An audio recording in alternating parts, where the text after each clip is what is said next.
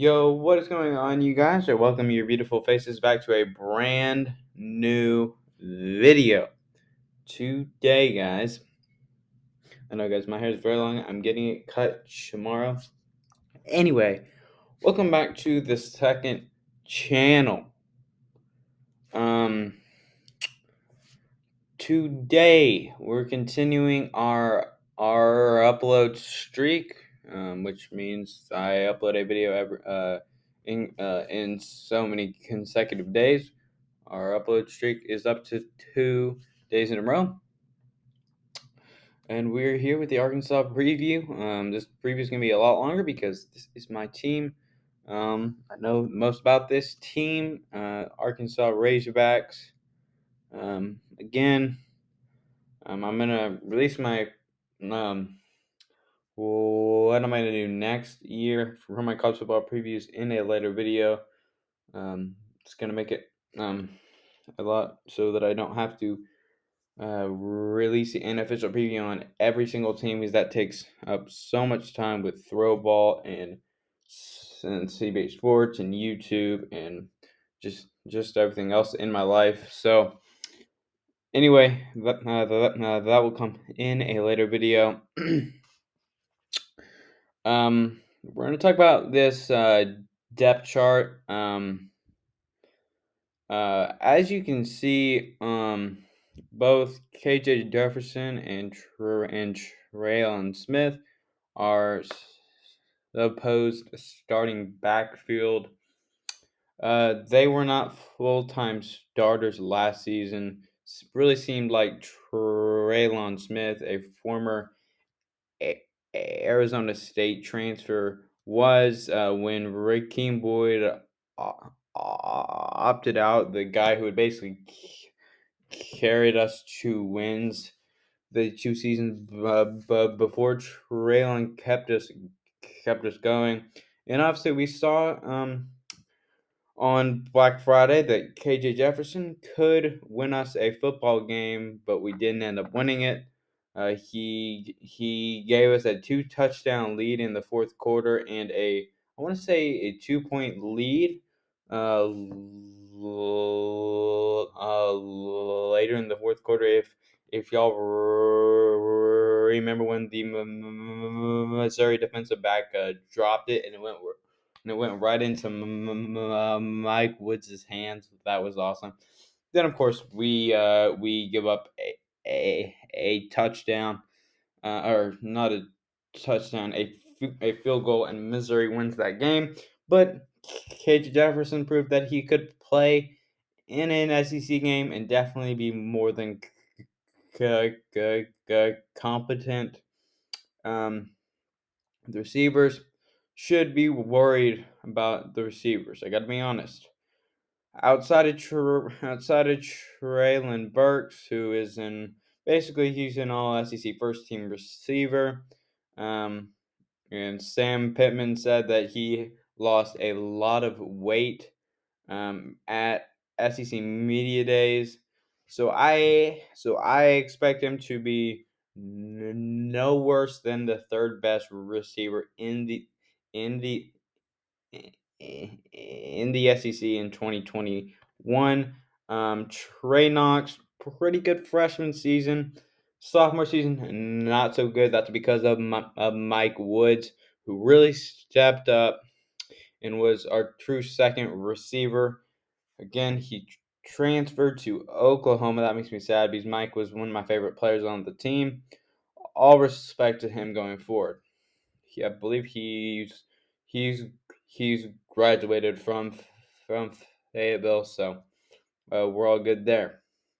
Devian Warren, pretty good season last season. Then he got hurt and he had to have surgery. So, but I would still expect him to be our third starting receiver in the slot.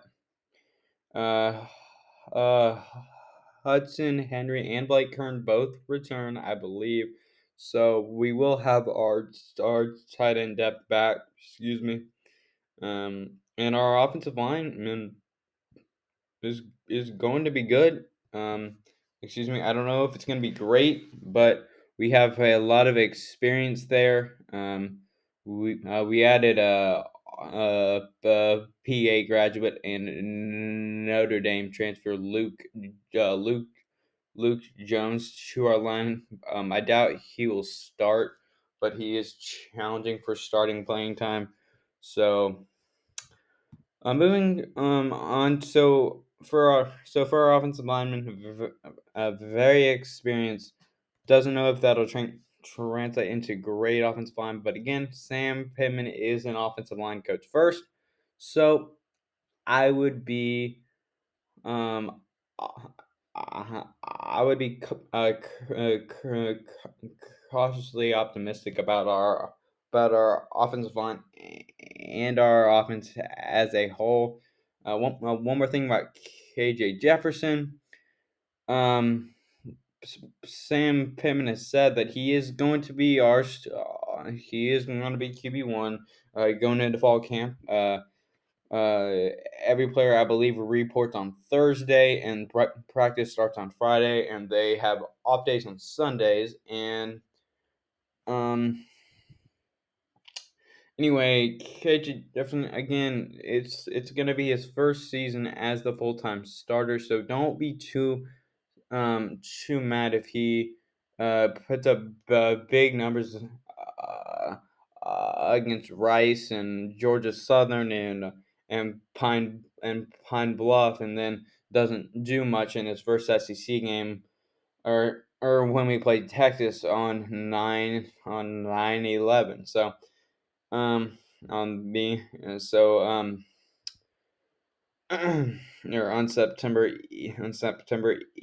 11th. So and again, I'm sure that when Texas comes Fayetteville, there will be a commemoration of 9/11.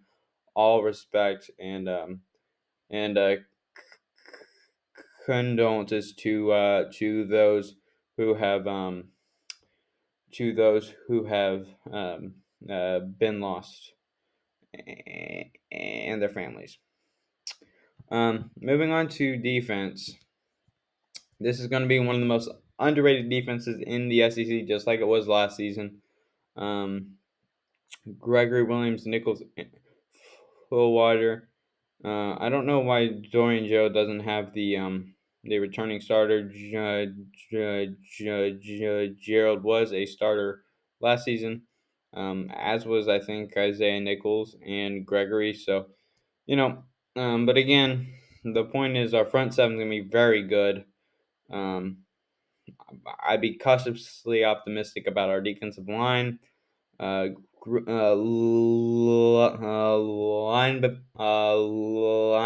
and our defensive backfield is the the the team's strength. Grant Morgan and Bumper Pool are two absolute dogs. They are great linebackers. I would say Grant Morgan is the better one. Um, he returns as a super senior because of COVID. Um, And then, but the best player outside of Traylon Burks on this team is redshirt sophomore safety Jalen Catalon. He is dynamic, and he's just one of the best players in the SEC. Special teams, of course, always be cautiously optimistic about special teams when you're an Arkansas fan, but it will be better. Sam Pittman did uh uh uh uh uh, address it in excuse me, at SEC Media Days. So for returning production, like I talked about, Burks and Warren returns, and obviously since I wrote that, Mike Woods has transferred, so I changed that up. Grant Morgan, Bumper Pool, and Catalan, just like I said, those are three huge pieces on defense, as well as defensive lineman Dorian Gerald. Of course, Jefferson replaces former Florida transfer Felipe Franks. Traylon Smith is going to be good. Maybe not great, but he will be good. Oh, and I forgot to mention, I think Joe Fouché and I don't know. I don't believe that Trent Gordon will start. I believe it's going to be Miles Slusher. I don't know why I wrote that. I think Joe Fouché is one of the most, and Monteric Brown. I think that will be the starting defensive backfield. Um, I think Arkansas runs a 4-2-5, to where they have four defensive backs, and this is where, um, because I combine my thoughts, the Athlon Sports Magazine and Lindy Sports Magazine to make my uh, predictions. My defensive backfield is wrong. Um, so I think the combination of Fouché, Slusher, um, Monteric Brown, Jalen Kettle, and Joe Fouché going to be very good, and I think one of the top three defensive backfields in the SEC. Something that we have not been able to say since we had Steve Atwater back in the day. Let's move on to our schedule preview. I know my computer is sort of making weird sounds, but that's what always happens. So anyway, Rice is going to be good. Rice is one of the best group of five teams in the country. I think the days, and I cautiously say this, I think the days of Arkansas getting beat by Western Kentucky 45-19 are over. And I think that we'll beat Rice by about maybe 15 or 20 points. And then there's the Texas game.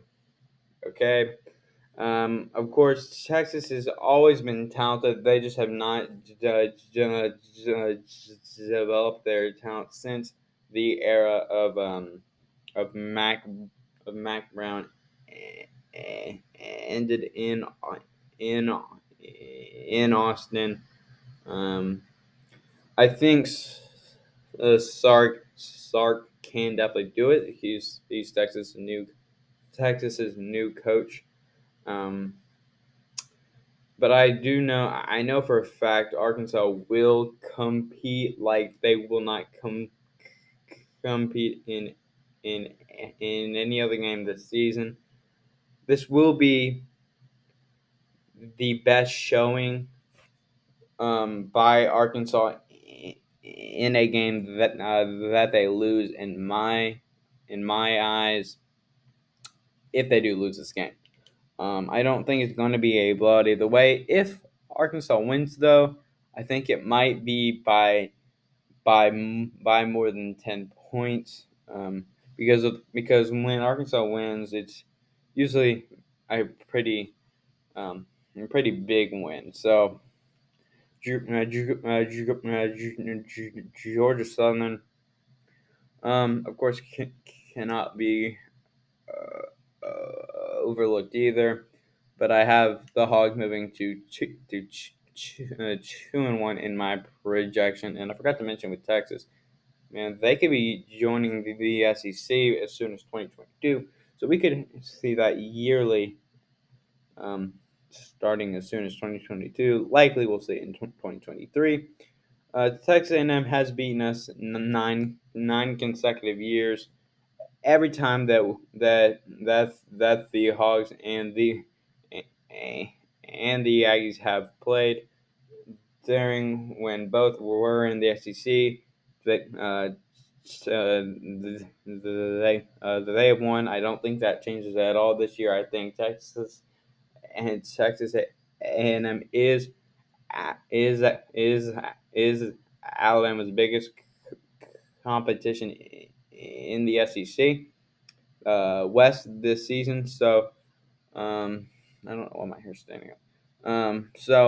But I do think Arkansas plays them close enough, and we fall to 2-2. Georgia, and guys, I refer to Arkansas as we because I'm a huge Arkansas fan. Anyway, Hogs head to Athens um, on my birthday. I would likely not be watching this game until after halftime because this game is going to be a blowout. I think Arkansas will play Georgia closer than many people think because, of course, they had them. Georgia, I believe Arkansas was ahead by 2 um, versus the Dogs last season. So again, I think that Georgia might beat them by maybe 20 to 30. I don't think it's just going to be 17. Georgia is one of the most talented teams in the league. I don't think that um, usually Georgia's defense is very very good, and I believe it will be, but Georgia's offense is very stout this season, which is why they're going to be so much scarier in 2021. They add LSU tight end Eric Gilbert. I mean, and just to pair him with Darnell Washington, those are two of the top three tight ends in the SEC. I mean, it's incredible. Georgia is going to be Alabama's biggest competition in the SEC this season, so it's going to be hard. Again, Arkansas turned over almost 7 times in 2020. There is no doubt that they will have a chip on their shoulder when they come into or when they host Arkansas on October 9th. Um, this will be a shootout. Ole Miss has the worst defense in the SEC. They were terrible last season, and so this will be a shootout. I just don't see Arkansas being able to catch up with preseason SEC player of the year Matt Corral for a second consecutive season. It's going to be hard. Arkansas should be hungry to host Auburn in 2021. Of course, we all know Joe Fouché clearly had a fumble recovery. Bo Nix fumbled the football, um, and we had a game stripped from us. So, I this is I don't have Auburn doing very well. This is my team where I'm sort of like they aren't going to be very good. I have them at 5-7. So I think this is going to be a scrappy game, and I have Arkansas winning by 8. Here's another game that I might go that I will go to. I'm going to go to the Texas Arkansas game, and I'm going to likely go to the game in the dark against Pine Bluff, University of Arkansas at Pine Bluff. And I'm going to go to the Georgia Southern game.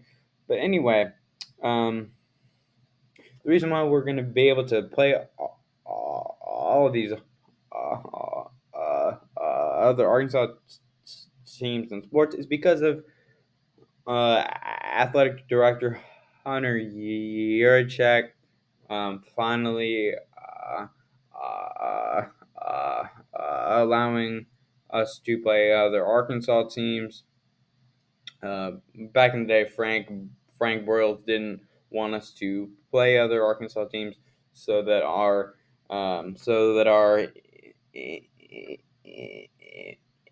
image as the top school and team in Arkansas would be upheld. So I think that this will be our biggest margin of victory all season. 45-13. Hogs get a win. So I believe we'd be at 3-3 at this point. Am I right? So 1-0, 1-1, 2-1, 2-2, 2-3, 2-4, 3-4, 4-4. Oh, so we're 4-4. Mississippi State upset LSU in week 1 last season. Before running into Arkansas in week 2, and then Barry Odom just sort of shut them down. Played like 5 or 6 defensive backs, um, and they got their first conference win in 17 chances. I see the same thing happening here. I think they are going to shut that spread offense down, or whatever you want to call Mike Leach's offense down. Arkansas wins by 3. Arkansas played LSU very close last season, even without any of their starting defensive linemen. This is a game that was almost called off because of COVID. They were even without Rakeem Boyd and a bunch of other players as well. So, and with this one in Death Valley, I just can't see Arkansas winning it. This game should be on Black Friday. I'm tired of it not being. Hopefully, when Texas comes into the league, we're actually able to play the Tigers on Black Friday and move them Missouri out of that spot. So Texas and Texas A&M can play on Thanksgiving too. So that will get LSU to play Arkansas on Black Friday. Pretty tough two game stretch here in Baton Rouge, and then to Tuscaloosa. I don't see Alabama being stopped in this game, and I think that they will win by more. But something tells me that Arkansas is going to score maybe 27 or 30 or 35 points. This last season, like I said, Arkansas had a 14-point lead at about the 8-minute mark in the fourth quarter versus Missouri. I believe Arkansas has not beaten Missouri since the 2015 blowout, where Cody Walker had like 3 touchdowns. I want to say it's going to be you get another shootout, but I think Arkansas wins this one and finally gets another W in the series. I have it getting to a bowl game, 6-6, 3-5. I think that this team can win 7, maybe 8 games. If they really, because if we're able to beat Texas, then that's 7 wins. Talking about our recruits, Keytron Jackson is, of course, the headliner. This man is one of the best receivers in the country. Out of the state of Texas, we stole him from the Longhorns. I also think that Tulsa Union running back AJ Green is going to be very good fit for this Arkansas program, and Raheem Sanders. So, and of course, Sam Pittman, the offensive lineman, the offensive line coach had to get um, two offensive tackles within the top 700 prospects, because I only list like so many. Excuse me. And we got 2 quarterbacks in this class, Lucas Coley and Landon Rogers. So, anyway, thank y'all for watching. It's been Carter from CBH, and I'm signing out. Peace.